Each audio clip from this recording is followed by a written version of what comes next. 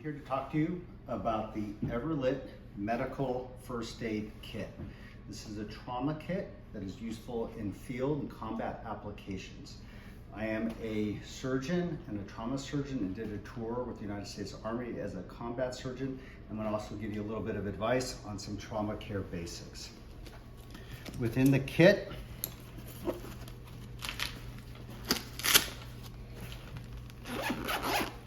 we have multiple different useful pieces. The vast majority of it is bandages, alcohol, and other simple devices. However, there are several more complex medical pieces that I would like to show to you. We have a tourniquet, bandage shears, chest seal dressings, compression bandages, splint, and a nasopharyngeal airway.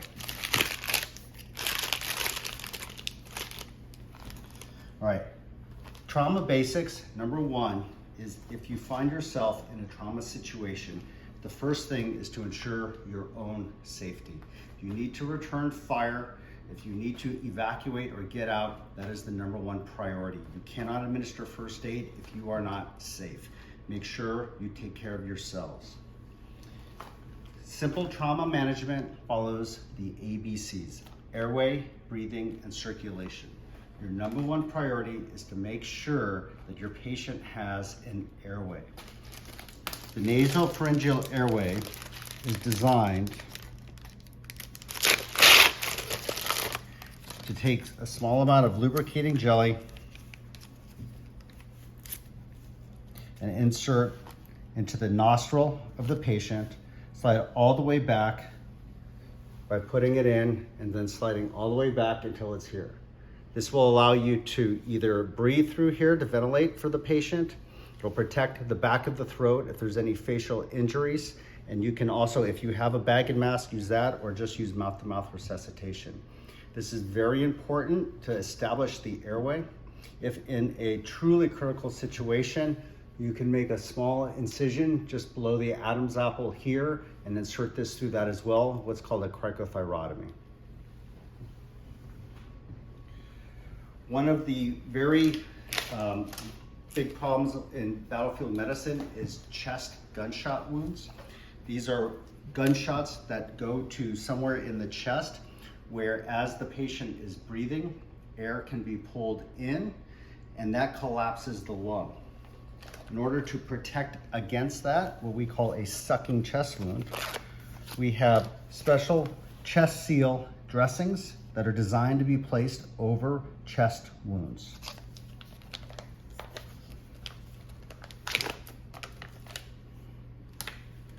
What this does is seals the chest so that as the patient breathes, air is not pulled in. If air becomes pulled in, you can develop what is known as a tension pneumothorax, which is potentially fatal. In order to apply the dressing, it has a very sticky seal on it. You peel this off and apply it directly to the patient's chest and press firmly. This will prevent air from getting in. Ideally, place it when the patient is breathing out or expiring. There are two in each kit. Also of importance, the C is circulation. It is very common to have extremity injuries, whether gunshot or shrapnel injuries. And if there is heavy bleeding from the extremity, a tourniquet is critically important. Within the kit is a tourniquet. When you open them up, you can see here it is a Velcro and you place it over the extremity.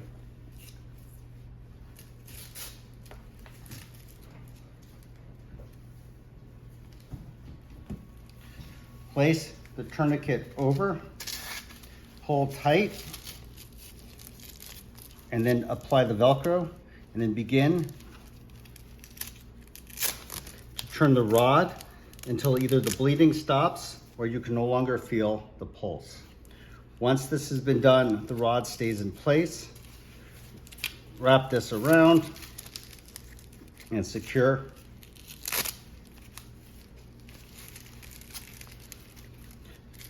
And then place this over. And then it is important to note the time for the physicians that the tourniquet was applied. If this is not adequate to stop the bleeding, a second tourniquet higher up may also be placed. Tourniquets are one of the most important aspects of battlefield medicine, and everyone should learn how to use one of these in case of critical situations. They can be applied on the arms or on the legs. These tourniquets are large enough for both.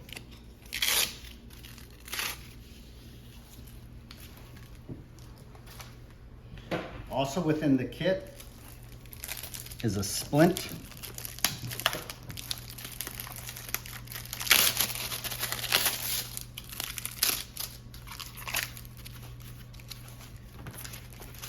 This can be used to protect a fractured extremity and then wrapped with an ACE wrap bandage. There are bandage scissors which can be useful for cutting off clothes, injured clothes, so that you can have full access to all of the wounds. There are gloves in the kit to be able to protect yourself.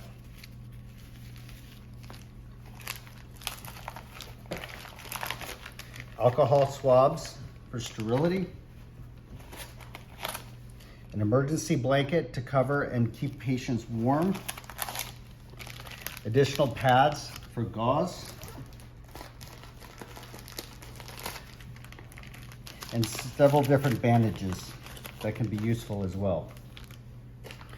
One final important piece of the kit is an emergency compression bandage. This also is useful for heavy bleeding. These come pressure sealed. Use this to open up the bandage.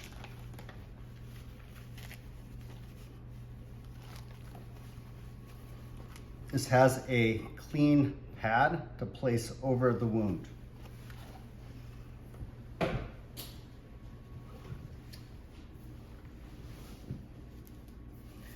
To place the pad over the injured extremity, put this on tight,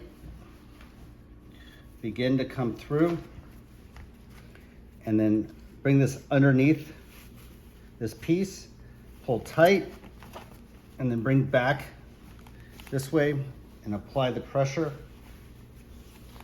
and wrap it tight.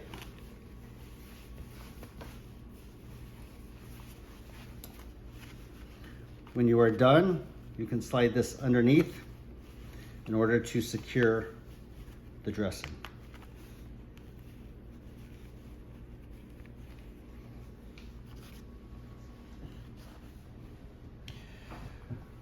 We hope you find these trauma kits useful, and we pray for your safety. Thank you.